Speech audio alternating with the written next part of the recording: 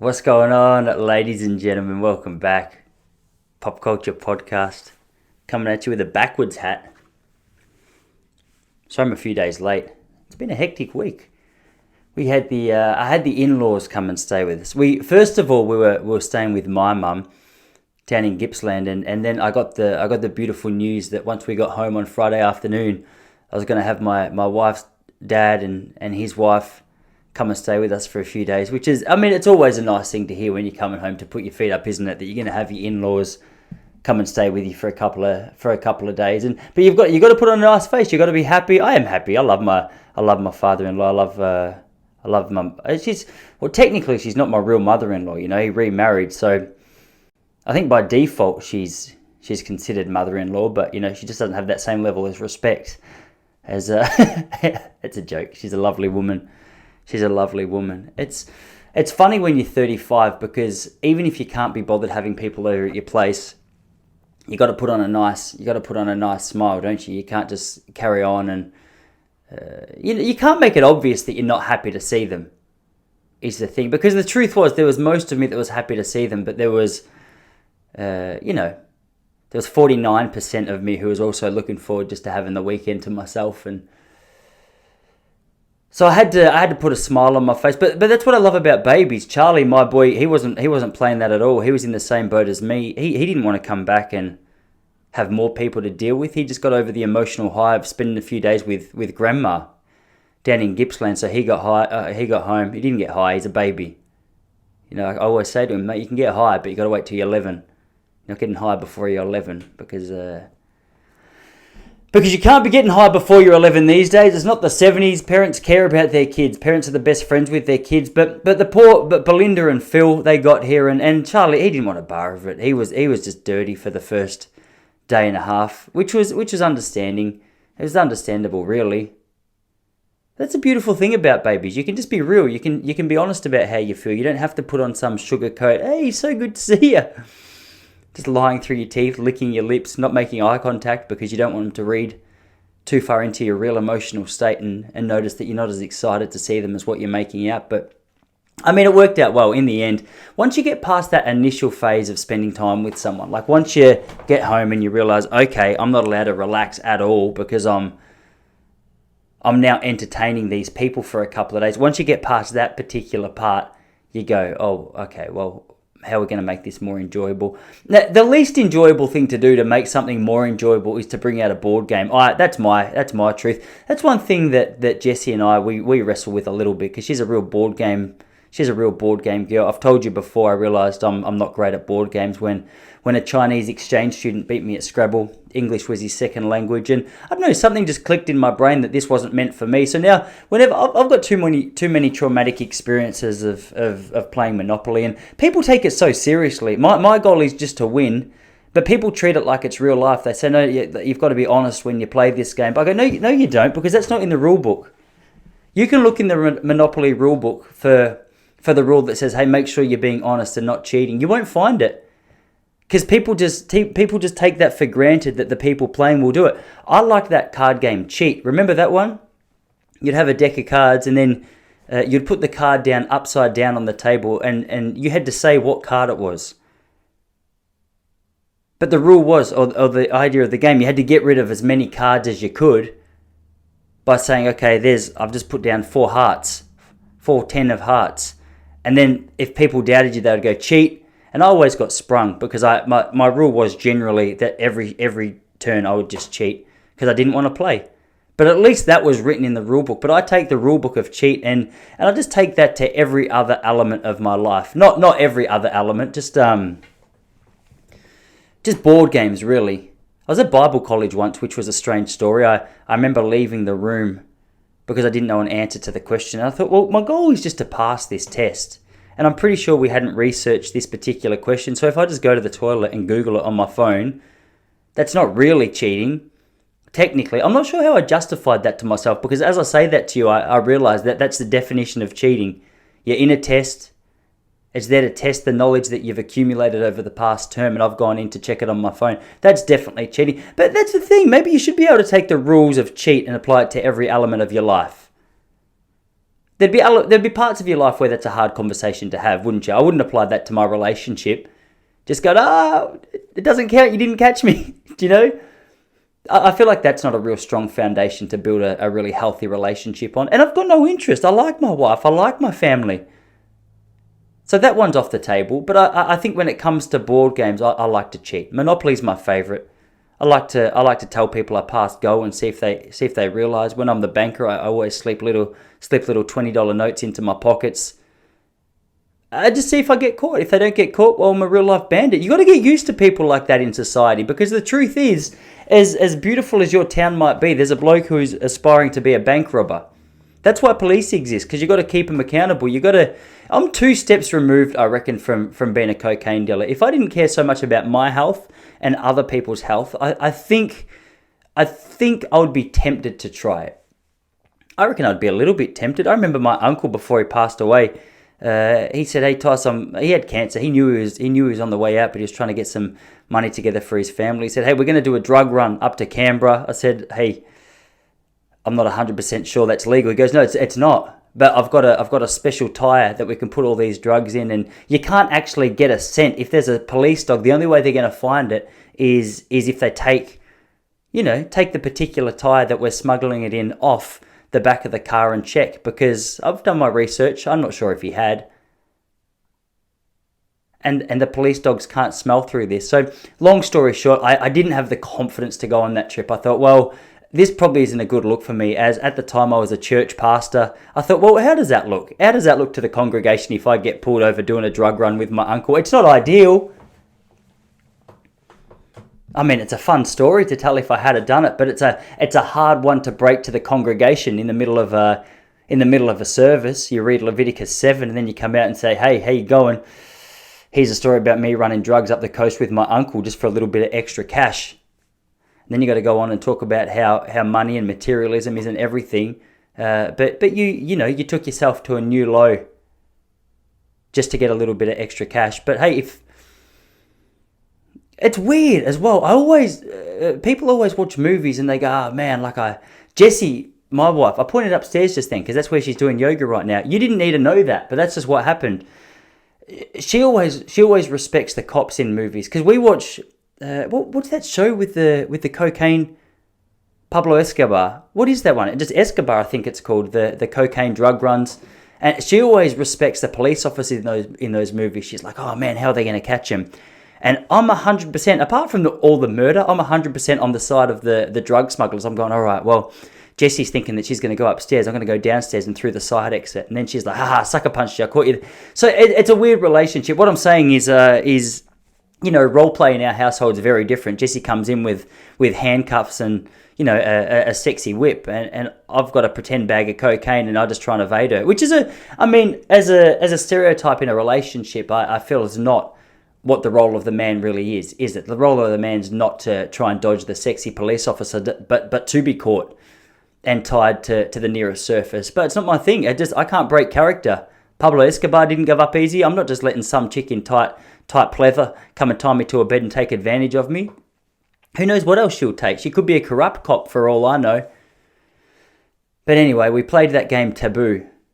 Do you know the game Taboo? It's so say for example, you have a word at the top. The word that the partner, it's you and a partner, you have to guess is umbrella. And then underneath you can't say rain, cover, umbrella. You can't say the words that is going to make it too obvious. So, I mean, it brings out some dynamics, because you want to be relaxed with the family that you're staying with, because you're going to be with them all weekend. So you can't make it uncomfortable for them. You don't want to make it uncomfortable for yourself. So you put on a level of, you put on a superficial layer of kindness, I think is the word. And the one way to rip that layer of kindness off is just to make sure that you play a board game and get caught cheating. So you can't really cheat in Taboo because you've got someone over your shoulder making sure you're playing by the rules. But I definitely get quite abusive. I always claim that I'm not a competitive person, but as soon as the start bell is rung, I realise I'll go to all levels of disrespect and cheating in order to get the title. I don't care. I'm like Mike Tyson. If I'm against the rope, I'll bite the ear. Metaphorically speaking, I feel like biting the ear of anyone in a game of Taboo is, it's highly disrespectful, and that would be against the rules, despite it not being in the rule book. But yeah, I like to. In case you just heard that, I like to do this podcast with a little coffee in hand. I've got the gain on the microphone turned down a little bit because I cannot stand the sound of slurping. I told you all about that last week. But it's just a little reward. I've broken up the coffee intake as well. We went to a Sunday market down here in Queenscliff a couple of weeks ago, and man, yeah, it's an immediate rewind to the 50s. I reckon it's a funny thing. All of a sudden, you don't need the internet. You're face to face with people. You're supporting local business. I went up to one particular shop, and my wife bought some chutney actually. And as we bought the chutney, the lady sold it to us, and she said, "Hey, do you mind if I give you a card to help you understand what the Greens are doing for everyone this election?" And Jesse goes, "Mate, I just want my chutney." Have you noticed it's hard to dodge politics anywhere you go? I like the idea of a Sunday market because it's a time to switch off. It's a time to walk around. It's a time to see what people in your town are creating. There's a couple of girls, they've got their little incense that they've made. The hippie girls, they got their hair in dreadlocks. They're there barefoot. You've got the Turkish lady making her dish. You've got the Vietnamese lady making her little bao man, little bread rolls from Asia is the thing. I'm not sure if I've got the country or the culture right, but banh mi is what they're called.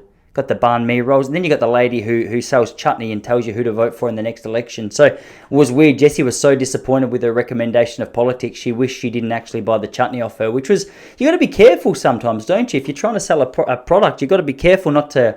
You can't just reveal your cards too early. You can't, You can't come out as though you're the chutney lady and all of a sudden you're just an ambassador for the Greens, because all of a sudden that chutney might get thrown back in your direction. You start to learn things about your partner as well, and I could see in her eyes that she was shattered that she'd just handed over cash to this lady. She thought, Cav, She voted for the Greens a few years ago as well. I think that was before. It's boring. It's such a boring conversation. I don't even want to talk about it. But anyway, we got the chutney, we got the chai. There was a hippie lady over there, and we were walking past her. We just bought these puffed little wheat roll things from a Hungarian guy who was flirting with Jessie. He was 70 years old. It was quite disturbing, but I really admired his effort. I want to be the kind of guy that at 70 still has the swagger to see a beautiful 31-year-old woman walk past and have a little flirt. I think that's a sign of health. I think it's a sign of a good life. You know what I mean? He was making fun of me to my wife. She was laughing. Towards the end of the conversation, I started to feel like he could have been a legitimate threat. I felt like I was back at high school just trying to make moves on Alice Connor, and she's telling me, all my friends who she thinks hot. I go, hey, I'm not here for this conversation. I didn't want you to tell me. I want you to tell me I'm beautiful. Do you know what I mean? And then she would start saying things like, hey, Tyson, you look like you haven't even gone through puberty yet and you're 18. That's hilarious. I'm like, I'm not sure if I've misread the cues, but you sound as though you're uninterested in me. That's the thing you've got to wrestle with at school. But you think when you're 35 and you're speaking to a 70-year-old man from Hungary that conversation, it's a thing of the past, but it's not, because there's something about these Eastern Europeans. They've got some swagger in their step. They've got some sort of confidence that I'm not sure if it's the accent, if it's the culture, if it's a combination of both, if it's just their openness about how much they love a pretty Macedonian woman. But there was something there, and he had 35 years more experience than me. So what he was saying was impressive, if not slightly creepy. I was trying to ask him questions, and he would look at my wife and make fun of the question I just asked, and she was laughing. I said, hey, mate, I wish I honestly, like, my wife just bought chutney from this person and wants to take it back. If you keep picking on me in front of my wife, I'm going to have to return your little rice biscuits. To be honest, I only bought it from you because of the charm that you had. He's passionate. I love people who are passionate about their job. He had this, I don't actually know what it is. They're like rice puffs. I'd show you, but it'd be bad. It'd be a bad point in the podcast if I walked out to the kitchen now just to get a bag of rice puffs to show you, because it's not that interesting. But he had this machine, and he'd obviously been around them for so long that the machine that made this bah noise, and that meant that a rice puff was ready. And as we were walking past, he goes, hey, ladies and gentlemen, look at this. And he went bah, and his little rice puff just popped up in the air. And I thought, that's bloody incredible. I'll give you $6 for 5 rice puffs. I know they're only worth 5 cents each and they're not that tasty, but mate, with that level of enthusiasm around the rice puffs, I can only celebrate what it is that you're doing. Do you know what I mean? Welcome to our culture. I said, how long have you been here for, sir? He said, I'm more Australian than you. Don't be racist. I said, it's not racist, mate. I'm just interested. He goes, I've been here for 51 years. I go, well, congratulations. He's like, congratulations to you too. I said, why? He's like, you've only been here 35. I go, mate, just give me the rice puffs, you cockhead. I wish I didn't buy them off you. You know what I mean? I'll never buy rice. I'm joking. I like the guy. But the markets are an interesting place. You go around, you bump into a couple of people who are locals. You got a few people still uncertain about COVID regulations, wearing masks, a little bit nervous, a little bit on edge, but still enjoying back out in public. Yeah, it's always a good feeling. I feel like as long as you're not being, as long as you're not being forced to go and you enjoy it. Sunday market's a chance. It's just that, hey, put your feet up, relax a little bit. Buy some boutique, over-the-top, over-expensive, equipment that you probably don't need. Those rice puffs are still in the top drawer. As I said, I bought it based on the entertainment that we were receiving from this guy, not on the taste, because they had none. But that was good. Then after that, we actually went down to my mum's house for a couple of days as well. It's a weird feeling going down to your parents' house when you're 35 years old, I reckon. Because you're at an age, I'm at an age now where I think I know a bit. I'm starting to learn a little bit about a few different things, and I'm starting to realise that not everything mum says is exactly the way that I see it, but she still speaks to me with the confidence about her opinions as what she did when I was, 11 and took her word for everything. Your dad's an asshole. Oh, mum, wow, far out. I'm just trying to make breakfast. She never said that. Like, my dad's a lovely guy. But mind you, they did go through a pretty rough breakup, so there would have been a few times where I reckon... I used to always take it personally, because whenever we had a fight, she'd go, you're just like your father. And I was like, you guys got divorced. She's like, exactly right. As soon as you're 16, you're out of here. It's like, wow, mum, that's, I was just asking what's for dinner. Don't take it out on me. What's going on here? I used to always take that as a compliment as well, because I like that. My dad's got a little bit of swagger. He's like, I think he'd often be mistaken as arrogant if you didn't know him very well, because he's got a level of charm, he's got a level of swagger, he's got a level of confidence, and he's fairly outspoken. But I say that in the best sense of the word. He's relatively quick on his feet as well when it comes to an argument. So I would watch him in action. I've seen him get frustrated, or people get frustrated at him a few times, and I always leave the arguments thinking, man, in that particular situation, if I had to choose who I was going to be in that argument, I would definitely be my dad. My dad made that guy look like a bitch. I just wish he didn't get him in a chokehold at the end of the conversation, because, then he wouldn't have really had a reason to press charges. It's funny, though. It's funny. So I used to see that kind of stuff. I was joking about the pressing charges. Do you know what I mean? He never got caught. There was no charges being pressed. There was just an unconscious guy and two like a father and son sprinting away from the scene as fast as possible. It didn't happen. Don't worry about it.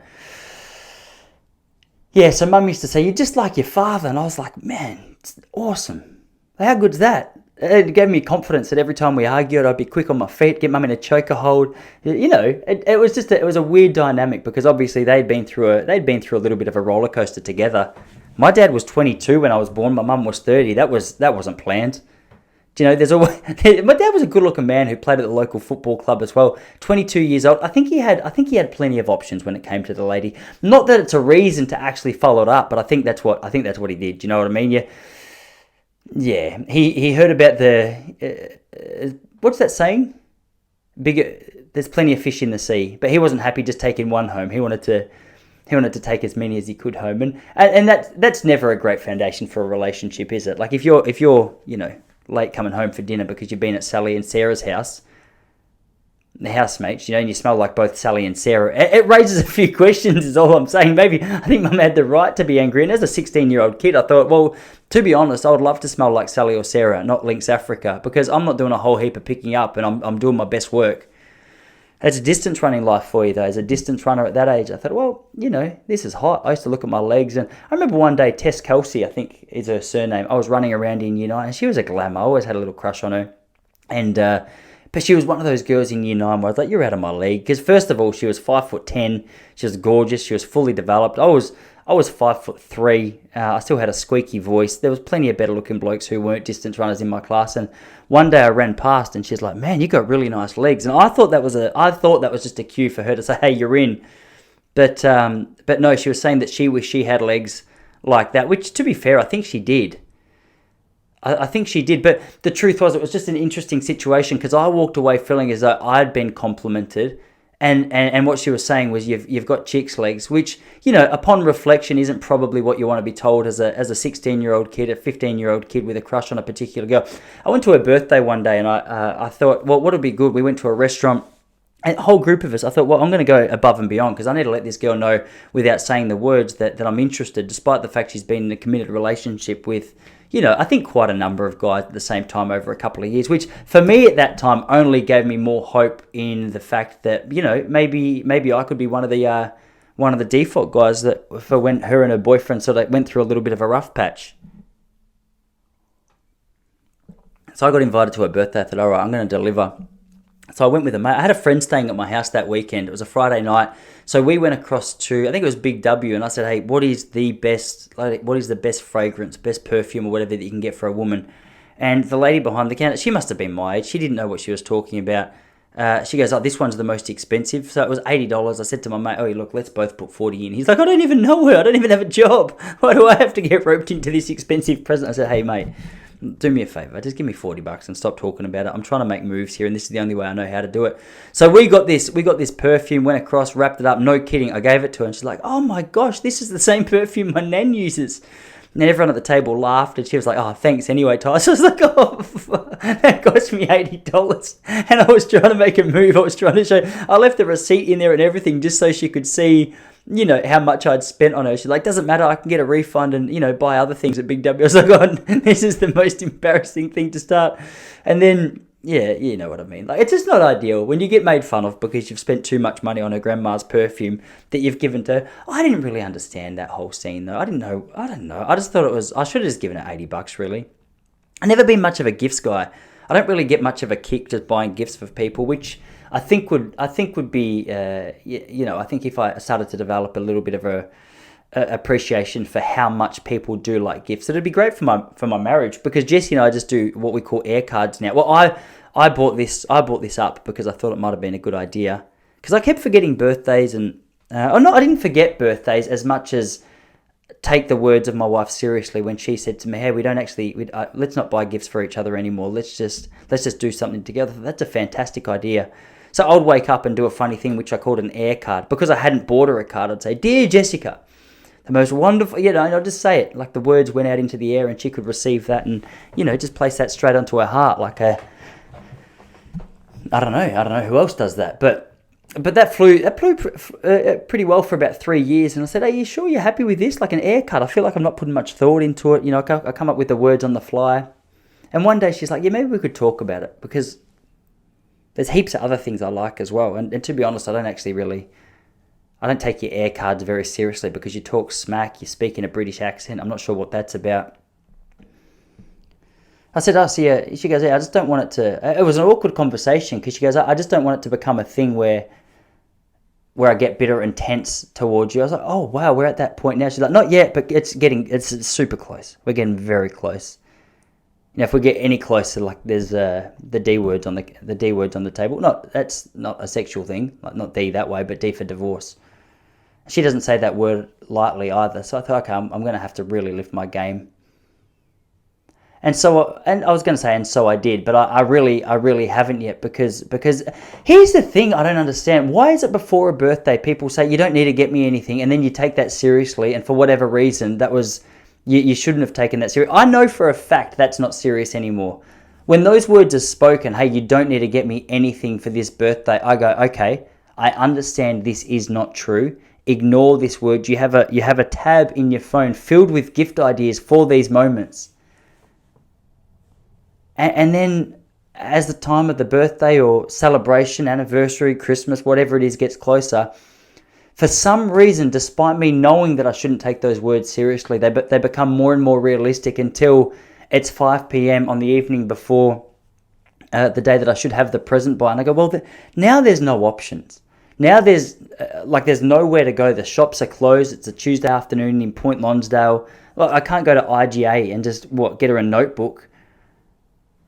You could get her a bottle of wine or something, but even at IGA, it doesn't scream class, does it? So often I wake up and I just resort to air cards again. So it's something that I constantly find myself navigating, because I understand that it's a real predicament. It's a real negative element of buying gifts for people, or not buying gifts for people, I guess, is the true sense of the sentiment, isn't it? But why did I start telling you about gifts? Because of Tess, because of my legs. Anyway. Yeah, you shouldn't be worrying about this so much now. I've been married 11 years this year, so the idea, I don't know why that still plays. There's so many memories that I have of being a teenager and being like, man, I should be that guy. I had a mate. I still got a good mate, Andrew. I was living in South Australia a year after high school, and so my house was in the centre of town. He was about 10 or 15 minutes out of town. So whenever we went out in Traralgon, which is where we were, there was, because a bit of drinking was done. Not so much on my behalf, but on my mates. I was too into the distance running scene. Everything for me was just about running fast, which is, you take it for what it is now, but maybe not the coolest statement to make back then. But I remember once getting a call from Mum. I got a call from Andy. I was living in South Australia at the time. He gave me a call, and it was about 1 a.m. And he's like, Tice, do you reckon your mum would mind if I snuck into your house and slept there tonight? I was like, dude, no, that'd be fine. Like, I'm sure that'd be okay. She wouldn't care. And so anyway, Mum always has her phone on, so I message. I go, Mum, look, Andy's going to come and stay over. Is that all right? He's going to sleep in my room. Obviously, just to clarify that he's not coming over to snuggle her. And she's like, yeah, go for it. That's fine. Hey, just make sure it's just him. Anyway, so Andy, he got to our house. He went into the room. He got up at 8 a.m. And apparently my mum just had a look of she looked furious. She looked really angry at him. And Andy's like, oh no, she's onto it. And behind Andy, this is a true story, behind Andy walked out one girl, and behind that girl walked out another girl. So Andy, I had a king single bed, so whatever he was doing, and no joke, it had a little bit of a creak in it as well. So the fact that, in fairness, it's probably just greedy on his behalf, isn't it? Because one of them, Lucy was her name, she used to come and buy boost juices off me when I still lived in Gippsland, and I always had a little bit of a crush. I always said, hey, like she's nice, I wonder if I'm a chance. And then all of a sudden, Andy takes her and her best friend home, and it's just an awkward conversation over breakfast, isn't it? Andy walked out, he's like, Susie. She goes, Andy, just go home, mate. Just pack up the stuff and go. But I wonder how much of that was actually a disgust in what he had done and a disappointment that I'd never done it. Because the only time I'd ever had a girl home was another one with Andy, then Tani. There was Andy and Tani, they slept in the lounge room. Me and Alice slept in my room, but she was on the stretcher bed. Because that was just my game at the time. I wasn't 100% sure. I wasn't 100% sure I didn't know what I was doing, is the truth. I wasn't sure what I was doing. I'm still not convinced, but I just do what I think you should do with more confidence now. Whereas back in the day, I didn't have the confidence or the knowledge, which is a difficult place to be. So I reckon Mum must have just been disappointed, because when you've got an 18-year-old kid, surely, when you're in her mindset, you go, hopefully Tice is all right. I don't know what it was. I was getting to the age where I'd convinced myself that my granddad thought I was gay because I just never had a girlfriend. He would often say to me, you got a girlfriend yet, Tice? I was like, oh, still not. And he'd give me this look, and I always just assumed that look meant, I know you're a little gay boy. And apparently he never thought that, but it made me very uncomfortable, because every time I went to his house, he's like, you got a girl yet? I was like, nah. And every time I said no, in my mind, it just further cemented this idea that I had that he thought I was gay. So, I had to be very cautious. I always spoke up as though like there was plenty of opportunities. And he loved talking about that kind of stuff. He was always the kind of guy that I would go over to his house, and he would start talking about... I remember one day I was about 16 years old, and I don't know how it came about, but he started talking to me about sex, and, eventually you'll get a girl, and blah, blah, blah. And I was like, oh my gosh, first of all, this is so uncomfortable. I'm having this conversation with my pa. And I thought, hang on, he's got 3 kids, and I'm sure there was plenty of other attempts on the outside of that. Like there would have been... He knows what he's talking about, this man. And I'm not sure though. It just missed a little bit of relatability as well, because I don't think he could quite realise how uncomfortable I was in the conversation. He was just adamant that he didn't want me to be gay, because he was 75 at the time, and he came from a different generation, So you can judge him, but he also didn't like the Japanese, it took me a long time to understand why he was so bitter about Japan. And then I realised he had to fight a lot of them at a particular war, so it never goes down well. But that's what granddads are like, aren't they? They're supposed to... I think granddads are naturally supposed to be a little bit racist. If you had a granddad who was welcoming about everyone, you'd go, come on, granddad, stop being such a... I was going to say homo, but I'm not going to, because 2022. Sorry about those pauses in between. I'm having a coffee if you're not watching this. So I remember a Tim Ferriss interview one day. He kept talking about the fact he was having a coffee, but then as he talked about it, he would bring it to his mouth and do a massive slurp, and it's just always stuck with me how disgusting that behaviour was. And so I'm doing my best to avoid that for you, but I hope you guys are doing well. Hope everything in your life's gone really well. I went down to Melbourne last night and got back into some stand-up comedy. It's a weird scene sometimes. I know I've told you about this before, but it's a very competitive scene. There's a lot of people out there, and at the moment during the comedy festival, there's only a few spaces available because, well, it's the hottest time for comedy right now. So everyone who's interested in the stand-up comedy scene in Victoria, in Melbourne, they're out performing. And so last night there was a gig that started at 7:30 at Red Betty in Coburg. And I messaged the bloke who runs it. Great guy he is, and I said, mate, I'm not going to be able to get there. You need to be there by 5 p.m. to confirm that you're going to get a spot, which means where I live now, I have to leave at 3 p.m., which means that half my workday's gone. Excuse me. And I messaged him. I said, mate, look, I've got a meeting. I was meeting up with a bloke at a cafe at 3. I said, I'm not going to be able to get there. I'm not going to be able to get there till 6:30. Can you save me a spot? And he's like, man, sorry to be a hard ass, but no can do. And it's fair. I get where he was coming from as well, because I mean, I do and I don't, because there was a big part of me that thought, okay, I'm breaking through the ranks right here. Surely you want Tyson Popplestone on the open mic scene. And it just, the sway that I thought I had to get a spot wasn't quite as powerful as what I had imagined it would be. So I had to get there at 5 p.m. There was one other guy there about 5 minutes after me. And then we just have to talk for 2 hours. We got to talk for 2 hours about what we're going to do. He got to tell me about what jokes of mine aren't funny, are funny, could be funny. We compare stories and stuff like that. But it's all this for a 5-minute set. And then you get up on stage and you think, well, this better be the set of my life, because it's been a 4-hour build-up to that. It's actually 4.5, 5 by the time I got on stage, because they have the booked acts, and then they have the open mic bracket, which I was in last night. And so it was a 5-hour build-up to a 5-minute set. And there's a couple of jokes in there that didn't get the laugh I wanted. And it's always the longest, loneliest drive home when you've worked for 5 hours to get this spot. You've waited, you've committed, you've done everything you could, and you realise, all right, it probably wasn't the best set. Because you always get about halfway there and you're like, gee, I hope this is worth it. It's a long drive with current petrol prices for the response. Actually, last night, in fairness, had a pretty good set. There's a few people in the room. There's a couple of things that didn't get as much of a laugh as what I wanted. But that's usually the case. It's very rare. I don't think I don't know what the actual ultimate outcome would be, because, you need silence at some point to build up to the laughter, don't you? It can't just be laughs the whole time. I'm pretty sure. I feel like that'd be a weird thing. I used to go to a church and some people would, I don't know what it was. It was a Pentecostal church, and so I think it was Pentecostal church combined with a couple of crazies. You know, when you get 100 people in a room and there's naturally going to be a couple of crazies in there. Well, a couple of these guys, they would just piss themselves laughing at nothing. And apparently in their mind it was a sign that God had touched them, which is fine.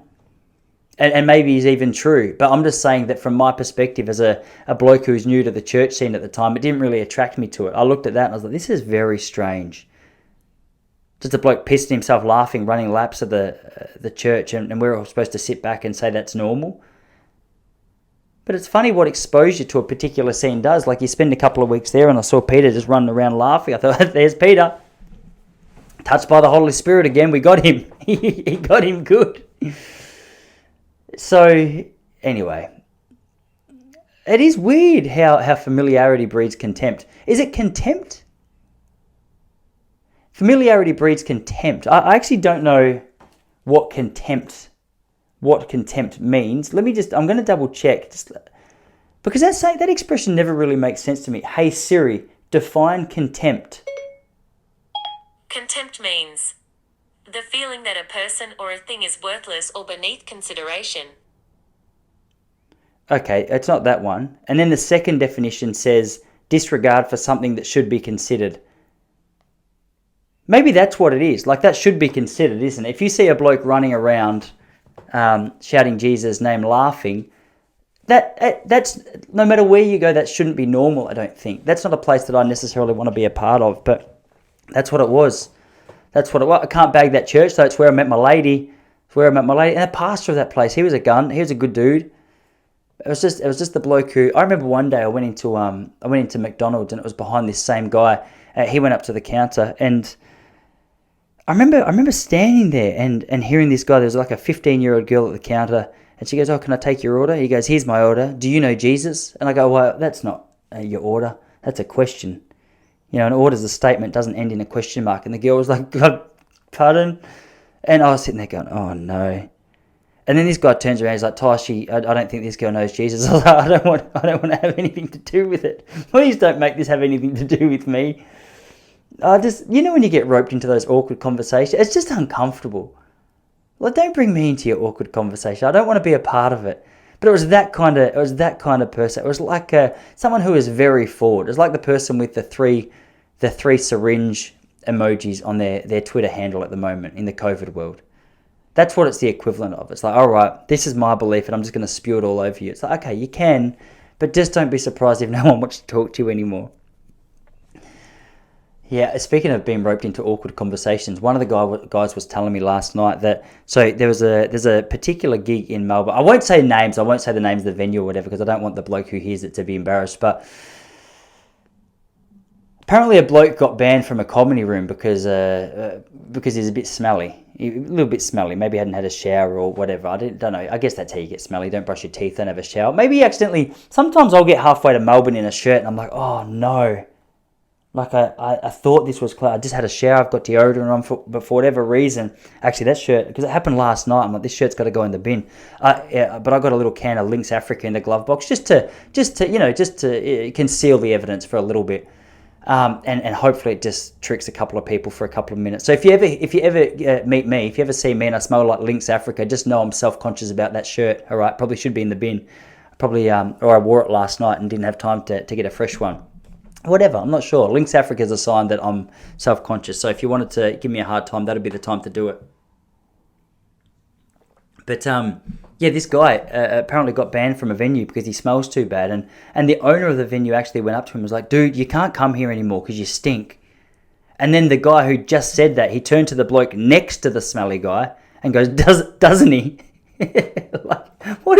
That is the most uncomfortable situation to find yourself in, because even if the guy smelled, if I was the guy next to him, because the guy asking the question is the guy who runs the room, so you want to be on his good side.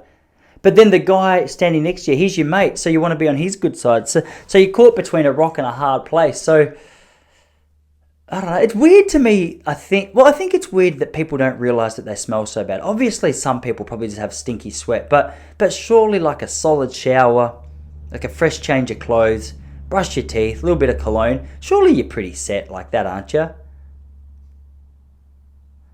I don't fully understand it though, but yeah, I just thought that was an awkward little predicament to find himself in. You gotta make sure the scent is right before you go out in public. You gotta make sure the scent is right. I'm a sweaty dude too, so I gotta be careful. Black is my best color because for whatever reason, I don't know what it is. Maybe it's a guy thing, but I'll wake up some mornings, even when I'm not, like today's a classic example, and my side of the bed is just saturated. It was a cold night last night. My wife rolls over to give me a hug. She goes, "You're disgusting." And I go, "That's not a very nice way to start my day." She goes, "But yeah, the truth hurts, man. Like, sort yourself out." I go, I'm pretty sure this is like what's it called? It's the equivalent of a heart rate. I don't have conscious control over it. It's just doing it by itself.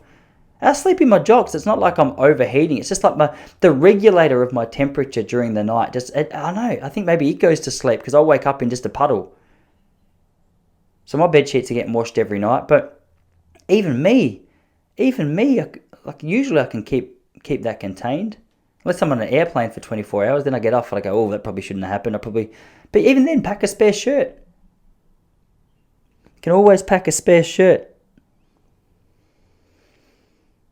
Anyway, don't say we don't bring the big stories to you here on Pop Culture Podcast. I don't know why I keep saying we as well, because it's me in the spare room of my house. I like to call it a studio to make it sound fancier, but it's a spare room.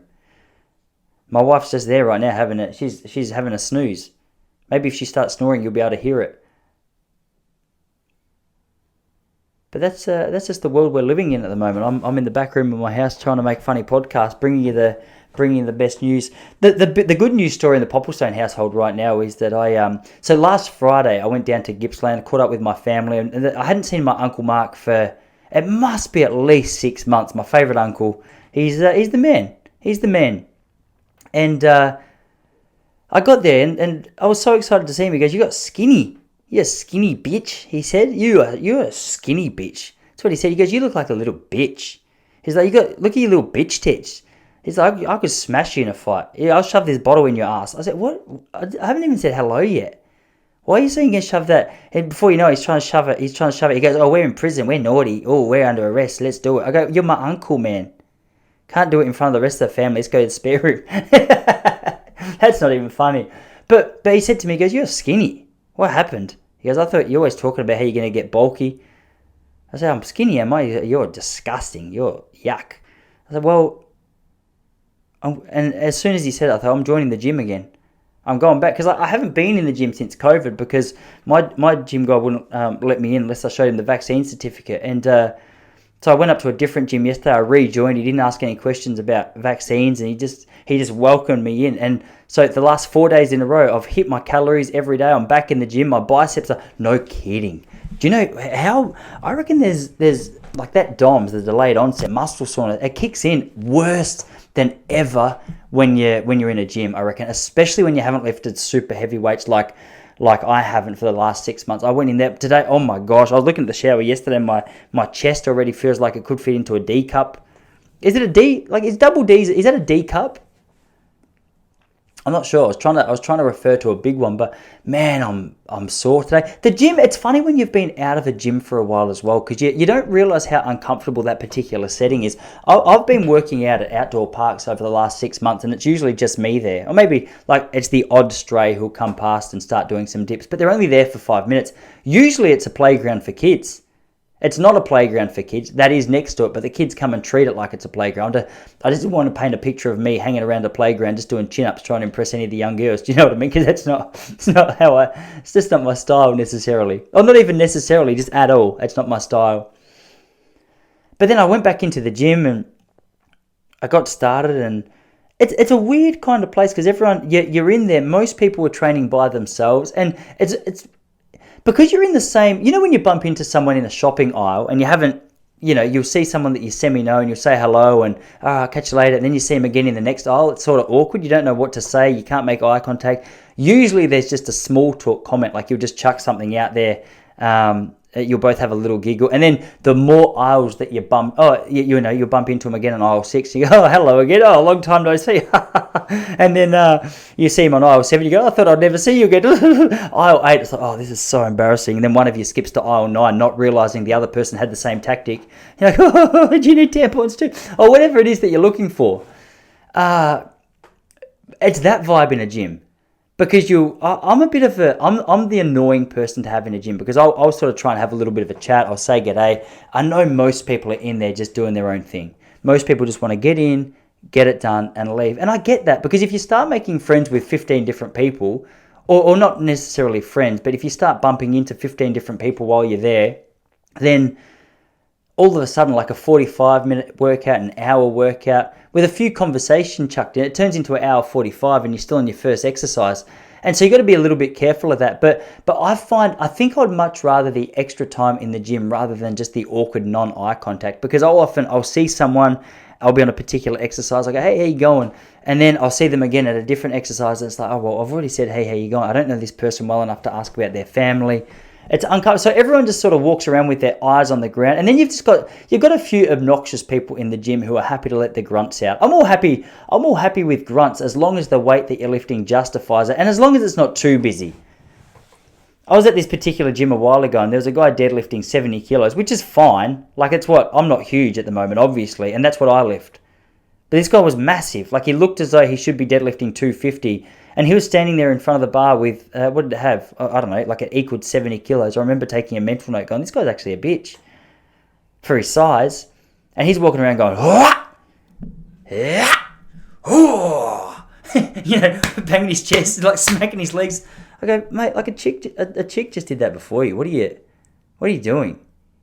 Like, how embarrassing. Then you lift it, he gets halfway through a rep. Like, what are you slapping yourself for?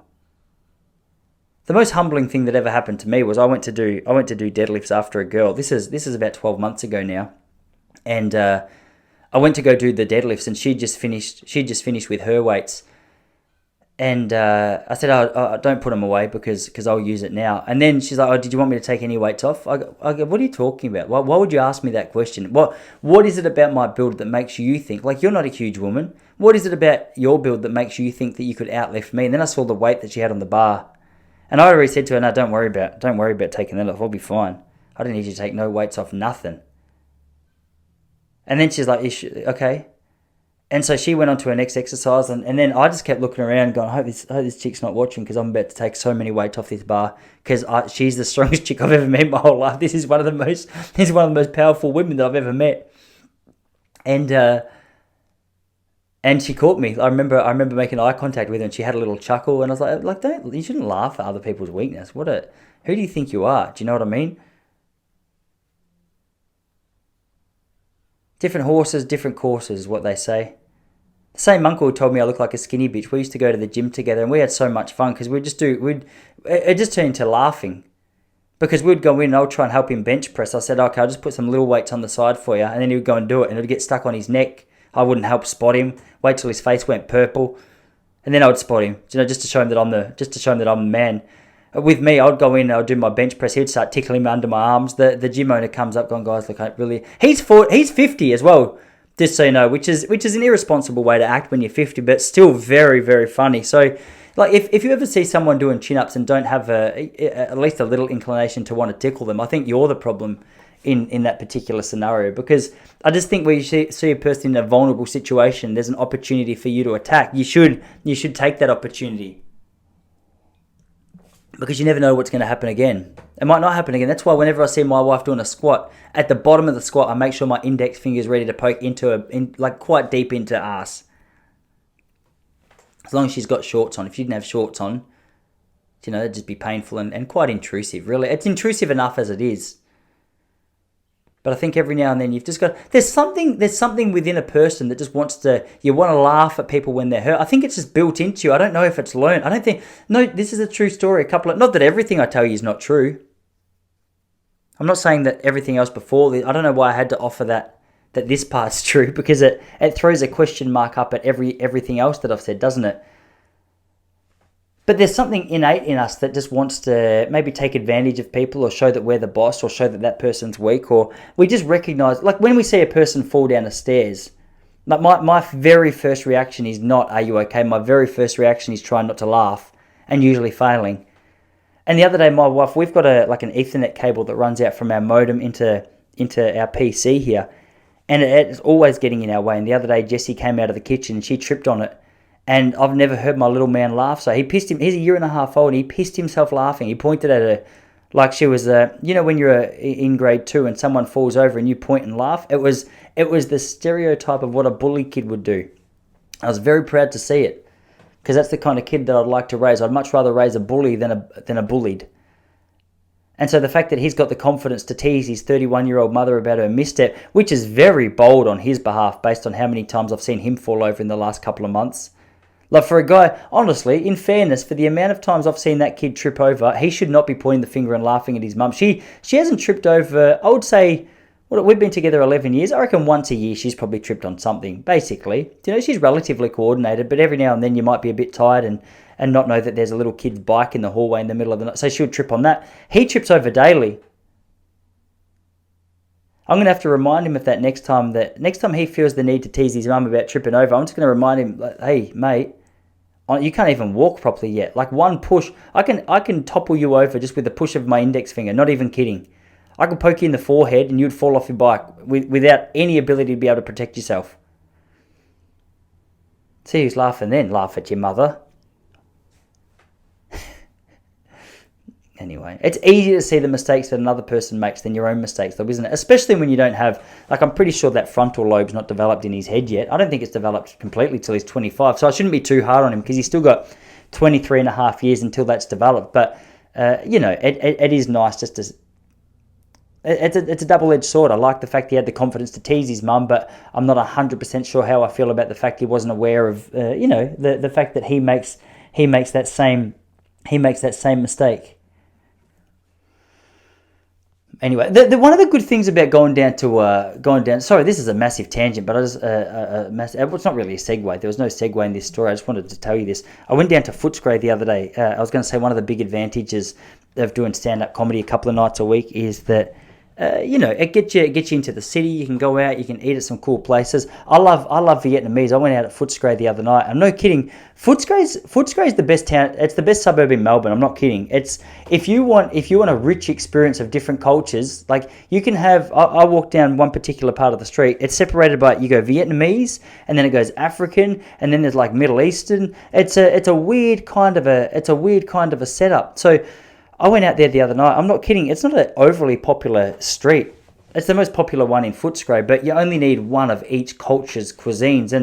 And there was about, I'm not kidding, there's eight different Vietnamese restaurants, all within 50 meters of each other, all serving the same thing. And Vietnamese is my favorite thing because I love pho. I went to Vietnam a couple of years ago with my mum for 10 days, and I love the Vietnamese people. There's something about Vietnamese people. I think they're my favorite. I actually think they're my favorite people in the world. They're my favorite people because they're really open. I remember I was in Vietnam a few years ago, and when I was there, I went to a restaurant with my mum. We were having a chat to the chick who owned it. She would have been a couple of years younger than me. Anyway, she's like, "Oh, you're going to come back to my restaurant?" And she was married, but she was being a massive flirt with me, despite knowing I was married and despite the fact I was with my mum. And every part of me loved it because I get an ego that is tickled whenever I feel as though someone might be flirting. So when it's blatant, I've just got to lap it up. So I went back to that restaurant as much as I could, just to have my ego built up. And anyway, like I'm a good man. Do you know what I mean? Like I'd never take that further than it would be, than it should go. Do you know? But she said, "Hey, like, can I get your Facebook details and we'll talk?" And I said, "Of course, like 100%, of course. Like we'll keep in touch. We're now friends. Do you know anyone who flirts with me? This obviously is welcome to have my Facebook details because a couple of compliments might come through to Facebook that I can start my day with." And anyway, by the end of the trip, this is what I love about Vietnamese people. She was like, "I'm coming to say goodbye to you at the airport." I said, "Hang on a second." This got quite forward. And I remember it was weird because we got to the airport. I was about to go and she was crying. It was emotional. I was like, "Oh my gosh, wait, what happened? I've only had dinner at your restaurant 3 times. I don't even really know your name just yet. You're at security crying." And it was a really strange thing because one of the Vietnamese guys came up to me. He's like, "Excuse me, your girlfriend." That's not Vietnamese. That's like a French guy who's lived in India for 10 years. "Excuse me, your girlfriend wants to say goodbye." I said, "Mate, my wife is in Melbourne." He's like, "No, but your girlfriend." I go, "Wait, no. Like, let me just clarify. It's not. It's just this is the restaurant owner." And anyway, it was a very strange experience. But what I like about the Vietnamese people, it doesn't matter whether they're 20 or whether they're 60. They've got this flirtatious nature, which I love. The older women, they're very, "Hey, come here, marry my daughter." I go, "Oh, I can't. I'm married." They go, "It doesn't matter in this culture. You can have a number of them." I go, "Honestly, this isn't. It's a cultural thing. It's not your daughter. Do you know?" It'd help if she had both eyes and, she didn't have a scar down her cheek. Yeah, no, but her personality is so fantastic. I've gone Hungarian. I'm not sure. I'm not 100% sure why I went Hungarian there. But Vietnamese people, I love, they give you a little, actually, I bow to them. I'm not sure. Is that just Japanese? I always walk in and give a little bow, like a little respect, like "How you going?" And they're very blatant about being flirtatious, I think. That's one thing that I always find it fun. Like just watching flirting take place is something that I'm very intrigued in. So I think I've told you this before, but I went to get a massage again in Vietnam with my mum, not in the same room, not in the same table. I just need to give context to that. But she was next door, and I remember sitting on the so this Vietnamese girl came up who was doing my massage. She goes, "Take off your clothes." And I was like, "All of this?" "Yeah, you keep your jocks on if you like." I was like, "Okay, I very much will." So I kept my jocks on. Anyway, she was playing on her phone, and it looked as though she was lining up the camera to point to me. And all of a sudden the flash went off. And I go, "Did you just take a photo?" She go, Yeah, but it's for my friends." "Okay, get on the bed." I go, "Why?" She go, "Oh, you're so handsome." I go, "Oh my gosh, wow. Thank you for the forward nature." And you got to be careful. I had always heard that you had to be careful of Vietnamese massages. But as soon as this one got started, I was like, "Oh, gee," I kept having to flash the wedding ring because the thumbs were brushing quite high up on the thigh. Like giving the old boy a little bit of a grace. So you have to be careful. I say, "Hey, just not so high." She goes, "Oh, whoopsie." And then again, she'd do it again. Oh, sorry, didn't mean it. I go again. And before, the massage went for half an hour, and she kept apologising every time her hand went up there, but then didn't make a change to the situation. It just kept occurring. And so I thought, how many times do I have to explain to her that this isn't something that I'm interested in? I know there's a $20 bonus in this for you if you take this to where it is that you're hoping it will go, but I'm a married man, and I can't be having you give me hand jobs when I'm on a holiday with my mum next door in Vietnam while I'm married. It just chucks a spanner in the works. So that's an awkward question. It's an awkward conversation to have with your wife when you get home. How was Vietnam? Yeah, good. What'd you do? Oh, got a massage. How did that end up? I can't tell you about it because otherwise we're going to be on the rocks. Ask me about how the middle of it was. No, it didn't end up like that. It ended up just with me saying, no, look, I'm married. My mum next door going, oh, she's massaging my boobs. I go, Mum, this is just information I didn't want to know. Like, keep that information to yourself. We're only separated by a sheet. I'm getting my ball grazed. You're getting your boobs rubbed. This is just a very uncomfortable situation for everyone. Then we have to walk home and not make eye contact with each other because we've just both been violated. But when you're only paying $4 AUD, it's hard to argue with, isn't it? For an hour's work. Anyway, I went down, when I was down in Gippsland the other day, I had to look after my little man because Jessie, she went to the Crowded House concert. And I said, oh, well, you go to the Crowded House concert and I'll look after the little man because I'm the ultimate husband. And so I went down to Gippsland. I had him for 36 hours, which was the longest I'd had him by myself. And after a while, I was like, I just need a break. So I've realised the best babysitter in a lot of cases is just walking down to the local shopping centre and letting him just wander through a supermarket, letting him wander through. We went through Kmart. And it was good. I take him to the toy section. He looks at the trucks and stuff. But as a dad, it's hard to know what to do in certain situations because I've noticed that he doesn't necessarily... He's definitely got a bias towards trucks and cars and stuff. But he's also interested to walk past the Barbie section where all the pink stuff is and have a look at that as well. And as a man, I'm not 100% sure what my role should be. I think sometimes I need to put my foot down and go, hey, put the Barbie down. You're a year and a half old, but I can't have you putting the Popplestone's reputation at risk here. Do you know, what if one day you ask me for that? And then my wife always, in those situations, if she's there, she'll go, I've seen photos of you dressed in your nan's dress with oranges down your shirt as boobs when you're 6. Like, you turned out not normal, but okay. So that's comforting to remember because I used to hear dads talk about this and I was like, dude, you're a hard ass. Like, just relax. He's 18 months old. Then my kid picked up a Barbie and my little sphincter tightened. I go, hang on a second. Is this a gay sign? Which, if it is, I don't mind. But just as a dad, I feel like I have the right to know. I want to be on the ball with that kind of stuff. I at least want to be aware of the fact that, that's where he's gone. But his fascination with trucks and motorbikes and stuff, I think that evens him up a little bit. So we're going well. But that kills about an hour of time just there. And yeah, I've written something here that I'm not 100% sure what I'm not sure. Like, this is how professional this podcast is. I've written a note of something that's really important to me to talk to you about. I wanted to talk to you about how I want to get my ears pierced, but I feel as though the more I've thought about that particular story, because I've still got an earring hole in this one. And I saw a bloke the other day, he's got the double ear pierced and he had the confidence to rock it. I thought, man, I want to get the double ears pierced. And I brought it up to Jessie because I want to get my hair bleached as well, like the top bleached and double ear pierced. She goes, what's going on? Why do you have to be this way? Like, why do you even have a backwards hat on, is my question. I said, honestly,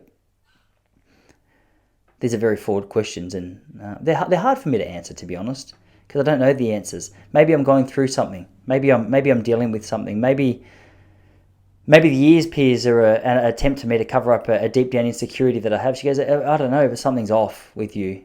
I said, are you happy with this marriage? She goes, sometimes. I go, well, sweetie, like, what could I improve? And she just said everything.